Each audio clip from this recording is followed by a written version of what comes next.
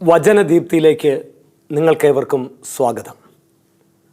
പ്രിയപ്പെട്ട ദൈവമക്കളെ, ഈ മണിക്കൂറിൽ നമ്മൾ ചിന്തിക്കുന്നത് ഈ വചനവിരുന്ന് നിങ്ങൾക്കൊരു അനുഗ്രഹമായി മാറണമെങ്കിൽ നിങ്ങളുടെ ജീവിതത്തിൽ ഉണ്ടായിരിക്കുന്ന കുറവുകളും മുറിവുകളും ഒന്ന് തിരുത്തപ്പെടണമെന്നുണ്ടെങ്കിൽ മർക്കോസ് 11:24 പറയുന്നു, നിങ്ങൾ പ്രാർത്ഥിക്കുകയും യാചിക്കുകയും ചെയ്യുന്നത് എന്തും ലഭിക്കുമെന്ന് വിശ്വസിക്കുക, നിങ്ങൾക്ക് ലഭിക്കുക തന്നെ ചെയ്യും.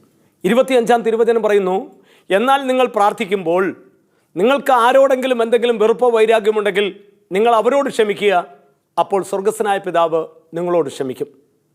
ആദ്യമേ ഞാൻ പറഞ്ഞു, നിങ്ങൾ പ്രാർത്ഥിക്കുന്നത് എന്തും തരാമെന്നാണ് ദൈവം തമ്പുരാൻ പറഞ്ഞിരിക്കുന്നത്. പക്ഷേ നീ പ്രാർത്ഥിച്ചിട്ട് കിട്ടിയില്ല, നിൻ്റെ കുടുംബത്തിൽ അനർത്ഥങ്ങളും ദുഃഖങ്ങളും ദുരിതങ്ങളുമാണ് ഉണ്ടാകുന്നതെങ്കിൽ, മറ്റുള്ളവരോട് പകയും വിദ്വേഷവും നിന്നിൽ കുടികൊള്ളുന്നുവെങ്കിൽ, മത്തായി സുവിശേഷം 5-ാം അധ്യായം അതിൻ്റെ 44-ാം വാക്യത്തിൽ പറയുന്നു, ശത്രുക്കളെ സ്നേഹിക്കുവിൻ, നിങ്ങളെ പീഡിപ്പിക്കുന്നവർക്ക് വേണ്ടി പ്രാർത്ഥിക്കുവിൻ, അങ്ങനെ നിങ്ങൾ നിങ്ങളുടെ സ്വർഗസ്ഥനായ പിതാവിൻ്റെ മക്കളായിരിക്കുവിൻ. മർക്കോസ് 12:24 പറയുന്നു, വിശുദ്ധ ലിഖിതങ്ങളോ ദൈവത്തിൻ്റെ ശക്തിയോ അറിയാത്തത് കൊണ്ടല്ലേ നിങ്ങൾക്ക് തെറ്റുപറ്റിയിരിക്കുന്നത്. പക മനസ്സിൽ വെച്ചുകൊണ്ട് നീ എന്ത് പ്രവർത്തനത്തിൽ ഏർപ്പെട്ടാലും ദൈവം നിന്നെ അനുഗ്രഹിക്കില്ല. ആ ദൈവത്തിൻ്റെ അനുഗ്രഹം നിനക്ക് കൈമുതലായി കിട്ടണമെന്നുണ്ടെങ്കിൽ ദൈവം ക്ഷമിച്ചതുപോലെ ക്ഷമിക്കുവാൻ നീ തയ്യാറാവണം. ക്ഷമിക്കാതെ പോയതാണ് നിൻ്റെ ജീവിതത്തിലുള്ള ഒത്തിരിയേറെ ദുരന്തങ്ങൾക്ക് കാരണം. പല ധ്യാന കേന്ദ്രങ്ങളിലും സേവനം ചെയ്യുവാൻ ഇടയുണ്ടായിട്ടുണ്ട്.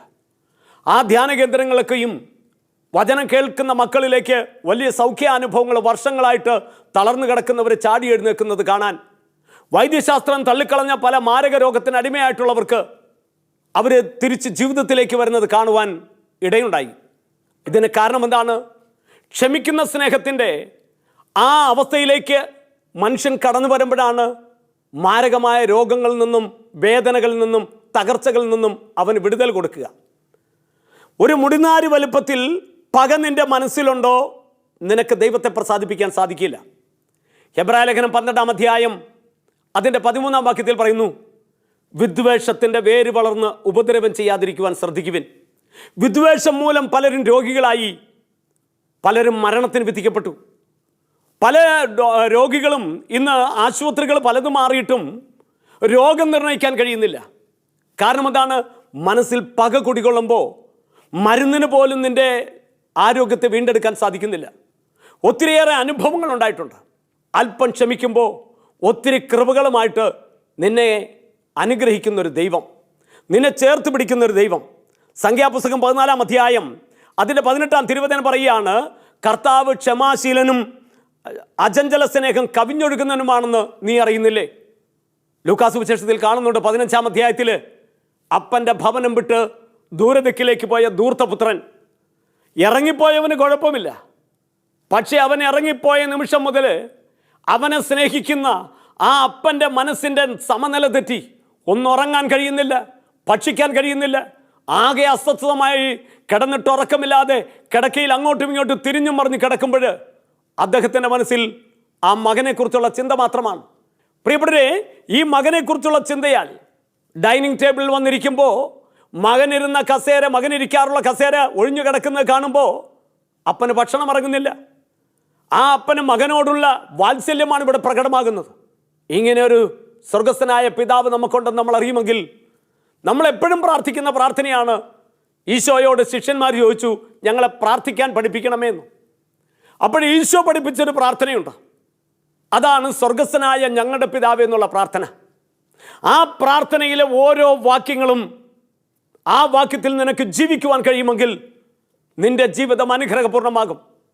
ആ പ്രാർത്ഥനയിൽ 4 പ്രാവശ്യം പിതാവിനെ സ്തുതിക്കുന്നുണ്ട്, 7 പ്രാവശ്യം യാചിക്കുകയാണ്, 8 പ്രാവശ്യം കൂട്ടായ്മ പ്രാർത്ഥനയുണ്ട്. അതിൽ പ്രാർത്ഥിക്കുകയാണ്, സ്വർഗസ്ഥനായ ഞങ്ങളുടെ പിതാവേ, അങ്ങയുടെ നാമം പൂജിതമാകണമേ. നിന്റെ ജന്മം കൊണ്ട്, നിന്റെ ജീവിതം കൊണ്ട് ആ സ്വർഗസ്ഥനായ പിതാവ് നിനക്ക് നൽകിയ സൗഭാഗ്യങ്ങൾ അവിടുത്തെ പാടി പുകഴ്ത്തുവാൻ, മഹത്വപ്പെടുത്തുവാൻ നിന്നെക്കൊണ്ട് കഴിയുന്നുണ്ടോ എന്ന് ചിന്തിച്ചിട്ടുണ്ടോ? എന്ന് നീ പ്രാർത്ഥിക്കുന്ന പ്രാർത്ഥനയുടെ പ്രാധാന്യം നീ തിരിച്ചറിയുന്നുണ്ടോ? അതിലടങ്ങിയിരിക്കുന്ന ആ ദൈവസ്നേഹത്തിൻ്റെ, ക്ഷമിക്കുന്ന സ്നേഹത്തിൻ്റെ ആഴമറിയുമെങ്കിൽ, അതിൻ്റെ പൊരുളറിയുമെങ്കിൽ, ആ ദൈവത്തിൻ്റെ സ്നേഹം നിന്നെ പൊതിഞ്ഞു നിൽക്കുന്ന ആ ദൈവസ്നേഹത്തെ മാറ്റി നിർത്തിയിട്ട് മറ്റു പലതിൻ്റെ പിന്നാലെ പരക്കം പായുമ്പോൾ ഒരു മരണമുണ്ടായാൽ അത് അപകടമരണമോ കൊലപാതകമാണെങ്കിൽ ദുർമരണമെന്ന് പറയും. എന്നാൽ അതൊന്നുമല്ല ദുർമരണം. സഹോദരനോട്, കാണപ്പെട്ട സഹോദരനോട് പക മനസ്സിൽ വെച്ചുകൊണ്ട് ആ വ്യക്തി മരിച്ചാൽ അവൻ്റെ മരണം ദുർമരണമാണ്. അവന് മോക്ഷം പ്രാപിക്കാൻ വലിയ പാടുണ്ടാകും. കാരണം എന്താണ്? സ്വർഗത്തിലേക്ക് കയറാനുള്ള പടിവാതിൽ കൊട്ടി അടയ്ക്കപ്പെടുകയാണ്. കാരണം അവൻ്റെ മനസ്സ്. പല വ്യക്തികളുടെയും ജീവിതത്തിൽ ഈ മനോഭാവമാണ് രോഗം പോലും നിർണ്ണയിക്കാൻ കഴിയാതെ വരുന്നത്. എന്നാലോ വചനം കേട്ട് കുമ്പസാരിച്ചൊരുങ്ങി പാപം വെറുത്തുപേക്ഷിച്ച് അവരനോട് ക്ഷമിക്കുവാൻ തയ്യാറാകുമ്പോൾ നിന്റെ രോഗങ്ങൾ തകർക്കപ്പെടുകയാണ്, രോഗാണുക്കളെ ചവിട്ടിമതിക്കപ്പെടുകയാണ്. റോമാലേഖനം 16-ാം അധ്യായം 20-ാം വാക്യത്തിൽ പറയുന്നു, ഇതാ നിന്റെ അന്ധകാര ശക്തികളെ നിന്റെ കാൽ കീഴിലാക്കി തകർക്കുന്നൊരു ദൈവം നിനക്കൊണ്ടെന്നറിയുക. എന്തുകൊണ്ട് നിനക്കത് സാധിക്കാതെ പോയി? നീ പ്രാർത്ഥിക്കുന്ന പ്രാർത്ഥന, സ്വർഗസ്ഥനായ പിതാവ് എന്നുള്ള പ്രാർത്ഥന വെറും അധരവ്യായാമം മാത്രമായി. അതുകൊണ്ടാണ് യെശയ്യാ പ്രവാചകൻ 29:13 പറഞ്ഞു, ഈ ജനം അധരം കൊണ്ട് മാത്രം എന്നെ സ്തുതിക്കുന്നു, വാക്കുകൾ കൊണ്ട് മാത്രം എന്നെ ആരാധിക്കുന്നു, ഇവരുടെ ഹൃദയം എന്നിൽ നിന്ന് വളരെ അകലെയാണ്. ഇവർ മാനുഷികമായ നിയമങ്ങൾ മനഃപ്പാടമാക്കിയവ അധരത്തിൽ ഉരുവിട്ടുകൊണ്ടിരിക്കുകയാണ്. അതെ, സ്വർഗസ്ഥനായ ഞങ്ങളുടെ പിതാവേ, അങ്ങയുടെ നാമം പൂജിതമാകണമേ, അങ്ങയുടെ രാജ്യം വരണമേ. എന്താണ് അവിടുത്തെ രാജ്യം? റോമാ 14:17 പറയുന്നു, പ്രത്യുത സ്വർഗരാജ്യം എന്നാൽ ഭക്ഷണമല്ല, പാനീയമല്ല, പിന്നെയോ നീതിയാണ്, സമാധാനമാണ്, പരിശുദ്ധാത്മാവ് നൽകുന്ന ആനന്ദമാണ്. 1 തെസ്സലോനിക്ക 5-ാം അധ്യായം 15, 16, 17 വചനത്തിൽ പറഞ്ഞു, എപ്പോഴും സന്തോഷത്തോടെ ഇരിക്കുക, ഇടപെടാതെ പ്രാർത്ഥിക്കുക, എല്ലാ കാര്യത്തിലും നന്ദി പ്രകാശിപ്പിക്കുക. നിന്റെ പ്രാർത്ഥനയ്ക്ക് ഫലമുണ്ടാകണമെങ്കിൽ അവരനോടുള്ള പക നീ ഒഴിവാക്കുക. 1 കൊരിന്ത്യർ 14-ാം അധ്യായം അതിൻ്റെ 4 മുതൽ 7 വരെയുള്ള വാക്യത്തിൽ പറയുന്നു, സ്നേഹം ദീർഘക്ഷമയും ദയയുമുള്ളതാണ്. സ്നേഹം ആത്മപ്രശംസ ചെയ്യുന്നില്ല, സ്നേഹം അനുചിതമായി പെരുമാറുന്നില്ല, സ്നേഹം അനീതിയിൽ ആഹ്ലാദിക്കുന്നില്ല, അവയെല്ലാം മറക്കുന്നു, അവയെല്ലാം പൊറുക്കുന്നു, അവയെല്ലാത്തെയും അതിജീവിക്കുന്നു. അങ്ങനെ മറക്കാനും പൊറുക്കാനും ക്ഷമിക്കുവാനും കഴിയുന്ന ഒരു വ്യക്തിക്ക് ദൈവാനുഗ്രഹങ്ങൾ ഇതാ അവൻ ആഗ്രഹിക്കുന്നേക്കാളും വളരെ. എഫെസസ് 3:20 പറഞ്ഞു, നീ ചോദിച്ചതും നീ ചോദിക്കാൻ ആഗ്രഹിച്ചതും നീ സ്വപ്നം കാണുന്ന പോലും തരുന്നൊരു ദൈവം നിനക്കുണ്ടെന്ന് നീ അറിയുമോ സഹോദര? നീ ആഗ്രഹിക്കുന്നതിനേക്കാൾ വലുത്, നീ ചോദിക്കുന്നതിനേക്കാൾ ഇരട്ടി നിനക്ക് തരാൻ കഴിവുള്ള സമ്പന്നനായ ഒരു അപ്പൻ നിനക്കുണ്ടായിട്ട് ആ അപ്പനെ തിരിച്ചറിയാൻ നീ പോകുമ്പോൾ, ഇവിടെ ധൂർത്തപുത്രന്റെ മടങ്ങി വരവ് കണ്ടപ്പോൾ നീ ആണെങ്കിൽ ചോദിക്കും, എന്തിനാടാ വന്നേ? നീ എന്നാടാ ഇനി പോണേ? ഞെട്ടറ്റ ചവിട്ടിലാണെന്ന് എനിക്കറിയാമല്ലേ, നീ ഇന്നല്ലെങ്കിൽ നാളെ വരും. അങ്ങനെ ഒരു വാക്കും ഈ പിതാവ് പറഞ്ഞില്ല. ഉറക്കം നഷ്ടപ്പെട്ട് മട്ടുപ്പാവിലൂടെ ഉലാത്തുകയാണ് പിതാവ്. മകന്റെ വേർപാടിന്റെ ദുഃഖം ഉറക്കം നഷ്ടപ്പെട്ടിരിക്കുന്നു. അങ്ങനെ ഇരിക്കുമ്പോൾ അകലെ നിന്ന് വരുന്ന മകനെ കണ്ടപ്പോൾ നാട്ടുകാർ മനസ്സിലാക്കിയില്ല, പക്ഷേ അപ്പൻ മനസ്സിലാക്കി ആ വരുന്നത് തൻ്റെ മകനാണെന്ന്. ആ അപ്പൻ്റെ ക്ഷമിക്കുന്ന സ്നേഹം നമ്മളവിടെ കാണുകയാണ്. ആ യജമാനൻ മട്ടുപ്പാവിൽ നിന്നിറങ്ങി ആൾക്കാരുടെ മധ്യത്തിലൂടെ ഓടുമ്പോൾ ആൾക്കാർ ഓർക്കുക, എന്താ തങ്ങളുടെ യജമാൻ ഇങ്ങനെ ഓടുന്നേ? കാരണം എന്താണ്? തൻ്റെ പ്രിയപ്പെട്ടവനെ കണ്ടു. ആപ്പൻ ഓടിച്ചെന്ന് കെട്ടിപ്പിടിക്കുമ്പോൾ അവൻ വരുന്നത് പന്നിക്കൂട്ടിന്ന പന്നിയുടെ കാട്ടത്തിൽ മുങ്ങിയാണ് അവൻ വരുന്നത്.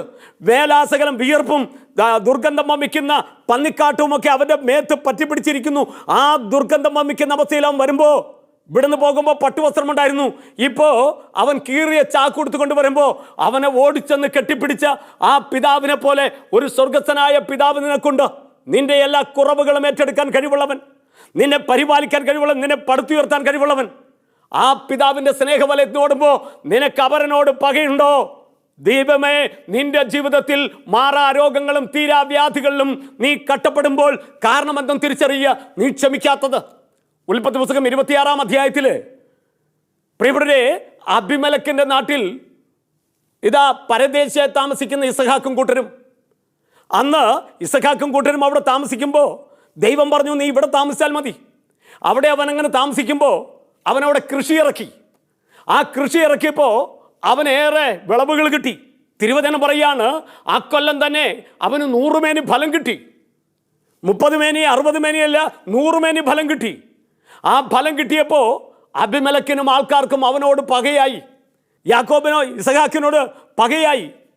അങ്ങനെ പകയായി കഴിഞ്ഞപ്പോൾ അവൻ്റെ വിളവുകൾ നശിപ്പിക്കാൻ തുടങ്ങി. അവൻ്റെ ആൾക്കാരെ പതിയിരുന്ന് ആക്രമിക്കാൻ തുടങ്ങി. ഇവർ കുടിച്ചിരുന്ന വെള്ളം കുടിച്ചിരുന്നത് എവിടെ നിന്നാണ്? ഇവർ വെള്ളം കുടിച്ചിരുന്നത് അപ്പനായ അബ്രഹാത്തിൻ്റെ കാലത്ത് കുഴിച്ച കിണറ്റിലെ വെള്ളമാണ് ഇസഹാക്കും കൂട്ടരും കുടിച്ചുകൊണ്ടിരുന്നത്. എന്നാൽ അബിമേലെക്കിൻ്റെ ആൾക്കാർ എന്ത് ചെയ്തു? രാത്രിയുടെ യാമങ്ങളിൽ വന്ന് ആ കിണറെല്ലാം മണ്ണിട്ട് മൂടിക്കൊണ്ടിരുന്നു. ഇവരുടെ കുടിവെള്ളം മുട്ടിച്ചു, അവരുടെ കുടിവെള്ളം മുട്ടിച്ചു.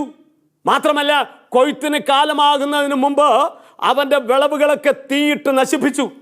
ഒരു കൃഷിക്കാരനെ സംബന്ധിച്ച് അവൻ്റെ മക്കളെ പോലെ പ്രിയപ്പെട്ടതാണ് അവൻ്റെ വിളവുകൾ. ആ വിളവുകൾ കൊയ്യാൻ അവന് കഴിയാതെ അത് പ്രകൃതി ദുരന്തം കൊണ്ടൊക്കെ നഷ്ടപ്പെട്ടു പോകുമ്പോൾ ആ കർഷകൻ്റെ ഹൃദയം പൊട്ടിയുള്ള കരച്ചിൽ കാണാറുണ്ട്. കാണുമ്പോൾ അവൻ്റെ ചങ്ക് പൊടിയുന്ന വേദനയാണ്. എന്നാലോ അത് മറ്റൊരുവൻ നശിപ്പിക്കുകയാണെങ്കിൽ ഉണ്ടാകുന്ന വേദന എത്രയാ? അങ്ങനെ അവൻ്റെ വിളവുകൾ നശിപ്പിക്കുന്നു, തീയിട്ട് നശിപ്പിക്കുന്നു. അങ്ങനെ അബിമേലെക്കും കൂട്ടരും എന്ത് ചെയ്തു? ഇസഹാക്കിനെയും കൂട്ടരെയും അവിടുന്ന് അടിച്ചിറക്കി അവൻ വന്ന് ഗെരാർ താഴ്വരയുടെ മറുതീരത്ത് മറുകരയിൽ വന്ന് അവൻ താമസിക്കുകയാണ്. അവിടെ അവൻ പാറകളുടെ ഇടയിൽ കൊത്തിക്കിളച്ചു. അവിടെ അവൻ വിത്തെറിഞ്ഞു. ദൈവം കൂടെ ഉണ്ടായിരുന്നത് കൊണ്ട് റോമാ 8:31 പറയുന്നു, ദൈവം നമ്മുടെ പക്ഷത്തെങ്കിൽ ആര് നമുക്കെതിരെ നിൽക്കും? എൻ്റെ മക്കളെ, ദൈവം കൂടെയുള്ളവന് അപരനോട് പകയും മനസ്സിൽ സൂക്ഷിക്കാനാവില്ല. ദൈവം നിന്റെ കൂടെയുണ്ടോ? അനുദിനം ബലിയർപ്പിക്കുന്നവനാണോ നീ? അങ്ങനെയെങ്കിൽ ആ വിശുദ്ധ കുർബാന നിനക്ക് ഔഷധമായിട്ട് മാറണമെങ്കിൽ നിന്റെ മനസ്സിലെ പകയെടുത്ത് മാറ്റിക്കേ, വിദ്വേഷം എടുത്ത് മാറ്റിക്കേ. ഇവിടെ ഇസഹാക്ക് പോയി കൃഷി ഇറക്കി. ഇത്രയൊക്കെ ദ്രോഹിച്ചിട്ടും അബിമേലെക്കിനോട് ഇസഹാക്കിന് പകയില്ലായിരുന്നു. പക്ഷേ അവൻ്റെ വിളവ് നശിപ്പിച്ചത് ഇസഹാക്കിന് സഹിക്കാൻ പറ്റിയില്ല. എല്ലാം ക്ഷമിച്ചുവെങ്കിലും ഇസഹാക്കിൻ്റെ ഉള്ളിൽ അബിമേലെക്കിനോട് നേരിയ പകയുണ്ടായിരുന്നു.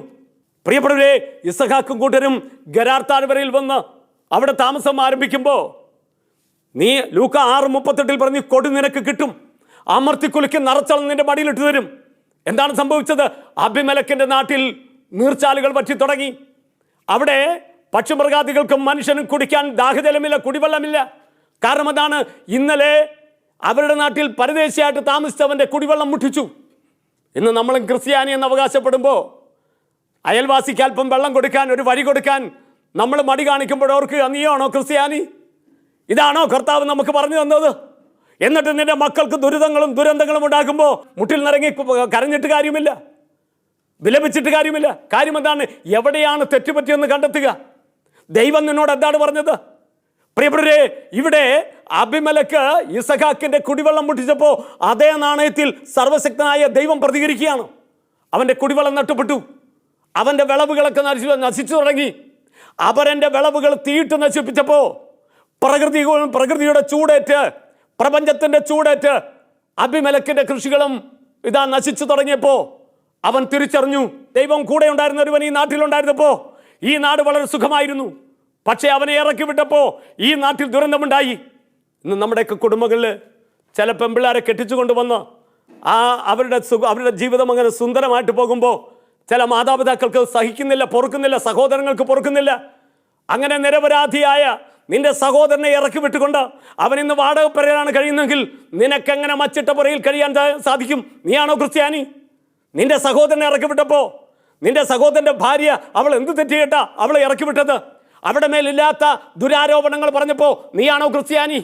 എന്നിട്ട് ക്ഷമിക്കുന്ന സ്നേഹത്തിൻ്റെ കാര്യം പറഞ്ഞിട്ട് വല്ല കാര്യമുണ്ടോ? കരമുയർത്തിപ്പിടിച്ച് പ്രാർത്ഥിച്ചിട്ട് ധ്യാന കേന്ദ്രങ്ങൾ മുഴുവൻ കയറി ഇറങ്ങിയിട്ടും നിന്റെ രോഗം മാറുന്നില്ല. പക്ഷേ നീ ആ സഹോദരനോട് പൊറുക്കുക, ആ സഹോദരനോട് ക്ഷമിക്കണം. അതെ, നീ മുടിനാര് വലുപ്പത്തിൽ പക നിന്റെ ഉള്ളിലുണ്ടായോ?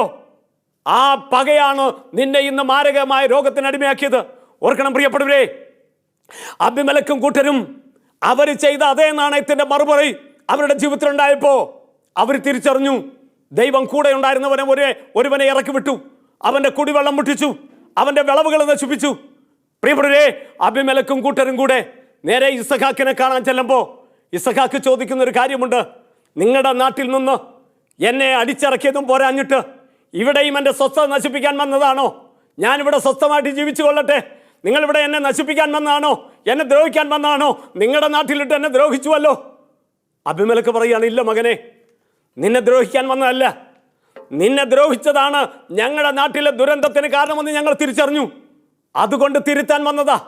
അപ്പോസ്തല പ്രവർത്തനം 26:18 പറയുന്നു, അത് അവരുടെ കണ്ണുകൾ തുറപ്പിക്കുവാനും അതുവഴി അന്ധകാരത്തിൽ നിന്ന് വെളിച്ചത്തിലേക്കും സാത്താന്റെ ശക്തിയിൽ നിന്ന് ദൈവത്വത്തിലേക്ക് തിരിയുവാനുമുള്ള അവസരം കിട്ടിയിരിക്കുകയാണ്. അതുകൊണ്ട് അവൻ പറയുകയാണ്, മകനെ, നമുക്ക് പണ്ട് എങ്ങനെ കഴിഞ്ഞോ അങ്ങനെ കഴിയാം, നമ്മൾ പണ്ട് എങ്ങനെയാണോ ജീവിച്ചത് അങ്ങനെ നമുക്ക് ജീവിക്കാം എന്ന് പറഞ്ഞപ്പോൾ അബിമേലെക്ക് ഇസഹാക്ക് ചോദിക്കുകയാണ്, ഉള്ളതാണോ പറയുന്നത്? നിങ്ങൾ ഉള്ളതാണോ പറയുന്നത്? നിങ്ങൾ സത്യമാണോ പറയുന്നത്? അബിമേലെക്ക് പറഞ്ഞു, തീർച്ചയായും മകനെ, നമ്മൾ പണ്ട് എങ്ങനെ കഴിഞ്ഞോ അങ്ങനെ കഴിയാം, നമ്മൾ ഒരമ്മ പറ്റ മക്കളെ പോലെ സഹോദരങ്ങളെ പോലെ കഴിയാം. പ്രിയപ്പെട്ടവരെ, ഇസഹാക്ക് ഒന്നും മടിച്ചില്ല. ഉടനെ തന്നെ ബാല്യക്കാരെ വിളിച്ചിട്ട് പറയാണ്, എൻ്റെ സഹോദരങ്ങൾക്ക് വിഭവ സമൃദ്ധമായ ഭക്ഷണം ഒരുക്കുവിൻ, പ്രിയപ്പെട്ടവരെ, ഇസഹാക്കിനെ ദ്രോഹിച്ച ശത്രു തൻ്റെ വീട്ടിൽ വന്നപ്പോൾ ആ ശത്രുവിന് എല്ലാത്തരം വിഭവങ്ങളും ചേർത്ത് ഭക്ഷണം ഒരുക്കി കഴിയുമ്പോൾ, അങ്ങനെ അബിമേലെക്കിന്റെ ആൾക്കാരും ഇസഹാക്കിന്റെ ആൾക്കാരും ഇന്നലകളിൽ പതിയിരുന്ന് ആക്രമിച്ചവരെ ഇന്ന് തോളോട് തോൾ ചേർന്നിരുന്നു കൊണ്ട് ഭക്ഷണം കഴിക്കുമ്പോൾ, അവരുടെ ഭക്ഷണം വിളമ്പാനായിട്ട് അബിമേലെക്കും ഇസഹാക്കും ഒരുപോലെ ആ ഭക്ഷണം വിളമ്പിക്കൊണ്ടിരിക്കുമ്പോൾ അങ്ങകലെ എന്നൊരു അലർച്ച കേൾക്കാം. യജമാനനേ എന്ന് പറഞ്ഞൊരു സ്വരം കേൾക്കാം.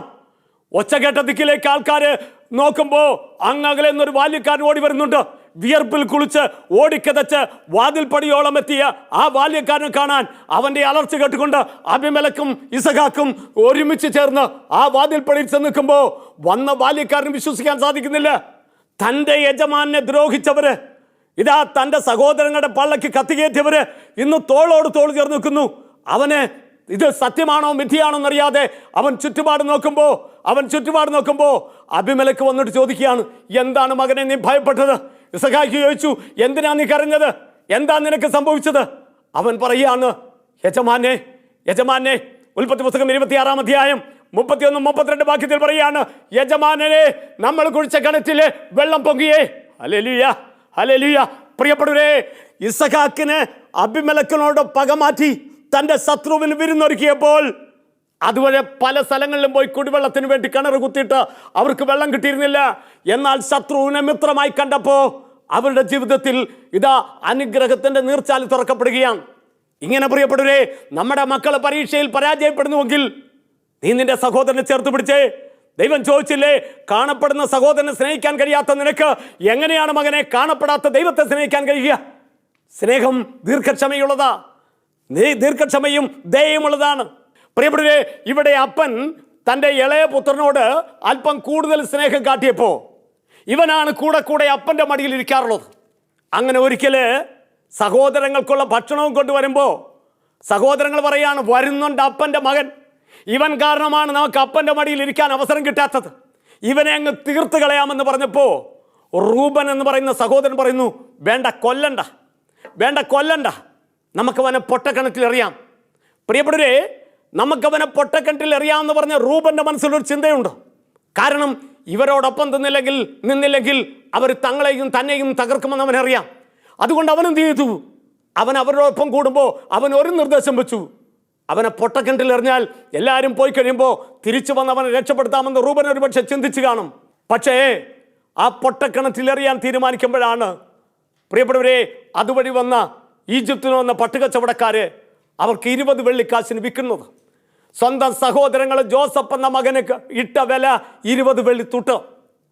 നിന്റെ സഹോദരങ്ങൾ നിന്നെ വെറുത്തേക്കാം, അവർ നീ ഒന്നിനും കൊള്ളാത്തവനാണെന്ന് പറഞ്ഞേക്കാം, പക്ഷേ എൻ്റെ ദൈവത്തിൻ്റെ ദൃഷ്ടിയിൽ നീ അമൂല്യനും പ്രിയങ്കരനും ബഹുമാന്യനുമാണെന്ന് നീ അറിയുമെങ്കിൽ, ആ സ്നേഹത്തിലേക്ക് അടുക്കുമെങ്കിൽ, ആ സ്നേഹത്തിലേക്ക് കടന്നു വരാൻ നീ തയ്യാറാകുമെങ്കിൽ, ആ ജോസഫ് ദൈവത്തിൽ ആശ്രയിച്ചു. ആ ജോസഫിനെ പുത്തീഫറിന്റെ ഭവനത്തിലെത്തി കൊണ്ടുവന്നപ്പോൾ പുത്തീഫർ എന്ത് ചെയ്തു? തൻ്റെ ഭവനത്തിൻ്റെ കാര്യസ്ഥനായിട്ട് അവനെ നിയമിക്കുന്നു. പുത്തീഫറിന്റെ ഭവനത്തിൻ്റെ കാവൽക്കാരനായിട്ട് അവനെ നിയമിക്കുമ്പോൾ പിന്നീട് വരുന്നത് എന്താണ്? ആ പുത്തീഫറിന്റെ ഭവനത്തിൽ എത്തിക്കഴിഞ്ഞപ്പോൾ ഇവൻ്റെ ആകാരവടിവും ഇവൻ്റെ ഭംഗിയുമെല്ലാം കണ്ടപ്പോൾ പുത്തീഫറിന്റെ ഭാര്യയ്ക്ക് ഈ ജോസഫിനോട് ഒരു ചെറിയൊരു സ്നേഹം, ഒരു മമത തോന്നുകയാണ്, ഒരു വികാരം തോന്നുകയാണ്. മാത്രമല്ല ആ വീട്ടിലെ പ്രധാനപ്പെട്ട അറയുടെയൊക്കെ താക്കോൽ കൂട്ടം ജോസഫിന്റെ കയ്യിലായി. അതുവരെ പുത്തീഫറിന്റെ ഭാര്യയുടെ എളിയിൽ കിടന്ന താക്കോല് ഇന്നലെ വന്നൊരു ചെറുപ്പക്കാരൻ്റെ കയ്യിലായപ്പോൾ ഇവനെ എങ്ങനെ ഒതുക്കണമെന്നുള്ളൊരു ചിന്ത പുത്തീഫറിന്റെ ഭാര്യയ്ക്കുണ്ടായി. അങ്ങനെ ഇരിക്കുമ്പോൾ 39-ാം അധ്യായത്തിൽ 11-12 വാക്യത്തിലേക്ക് വരുമ്പോൾ കാണാം, ആ പുത്തീഫറിന്റെ ഭാര്യ വന്നിട്ട് അവനോട് പറയുകയാണ്, ജോസഫേ, ഇവിടെ നമ്മൾ രണ്ടുപേരും തനിച്ചാണ്, വരിക, ഇത് നല്ലൊരു അവസരമാണ്, ജോലിക്കാരെല്ലാം പറമ്പിലാണ്, മറ്റുള്ളവരെല്ലാം ബാല്യക്കാരെല്ലാം അവരുടെ നാട്ടിൽ പോയിരിക്കുന്നു, ഇവിടെ ഇന്ന് ഈ കൊട്ടാരത്തിൽ ഇന്ന് നീയും ഞാനും തനിച്ചാണ്, വരിക, നമുക്ക് പാപം ചെയ്യാം. സാഹചര്യം അനുകൂലമാണ്. പക്ഷേ ദൈവാശ്രയമുള്ള ജോസഫ് പറഞ്ഞൊരു കാര്യമുണ്ട്, സാഹചര്യം എന്ത് അനുകൂലമാണെങ്കിലും ദൈവം എൻ്റെ കൂടെയുണ്ട്. ദൈവം കൂടെയുള്ളവന് ദൈവത്തെ മറന്ന് ചിന്തിക്കാനാവില്ല, പ്രവർത്തിക്കാനാവില്ല. പുത്തീഫറിന്റെ ഭാര്യയുടെ ഇഷ്ടത്തിന് വഴങ്ങാതിരുന്നതിൻ്റെ പേരിൽ ഈ പുത്തീഫറിന്റെ ഭാര്യ ഭർത്താവ് വന്നപ്പോൾ പറയുകയാണ്, നിങ്ങൾ വീട് കാവലിനേൽപ്പിച്ചവൻ നിങ്ങളില്ലാത്ത നേരം നോക്കി എന്നെ പീഡിപ്പിക്കാൻ ശ്രമിച്ചു എന്ന് പറഞ്ഞുകൊണ്ട് അവൾ അവിടെ വസ്ത്രമെല്ലാം വലിച്ചു കീറിയപ്പോൾ ആ പുത്തീഫർ അത് വിശ്വസിച്ചു, ഭാര്യ പറഞ്ഞത് വിശ്വസിച്ചു. ആ ജോസഫിനെ കാരാഗ്രഹത്തിൽ അടക്കുമ്പോൾ തനിക്ക് കാരാഗ്രഹം വിധിച്ച പുത്തീഫറിനോടോ പുത്തീഫറിന്റെ ഭാര്യയോടോ അവന് പകയില്ലായിരുന്നത് കൊണ്ട് ദൈവം അവന് ദർശനവരം കൊടുത്ത് അനുഗ്രഹിച്ചു കൊണ്ടിരിക്കുന്നു. അങ്ങനെ അവന് നന്നായി പ്രാർത്ഥിക്കുവാൻ സാധിച്ചു. അങ്ങനെ പ്രാർത്ഥിച്ചു കൊണ്ടിരിക്കുന്ന വേളയിൽ ജോസഫിനോട് പറയുകയാണ്, ജോസഫിന്റെ കൂടെ കിടക്കുന്ന ആ കാരാഗ്രഹത്തിൽ കിടക്കുന്ന തടവുകാർ പറയുകയാണ്, ഒരുവൻ പറഞ്ഞു, പാനപാത്രം കയ്യിലിരിക്കുന്നത് ഞാൻ കാണുന്നു, പാനപാത്രം കയ്യിലിരിക്കുന്നത് കാണുന്നു. അപ്പോഴ് ജോസഫ് പറയുകയാണ്, നാളെ നീ രാജസന്നിധിയിൽ വിളിക്കപ്പെടും, നീ നിരപരാധിയാണെന്ന് തെളിയും, നീ നിരപരാധിയാണെന്ന് തെളിയും, നിനക്ക് നഷ്ടപ്പെട്ട തൊഴിൽ നിനക്ക് തിരികെ തരും.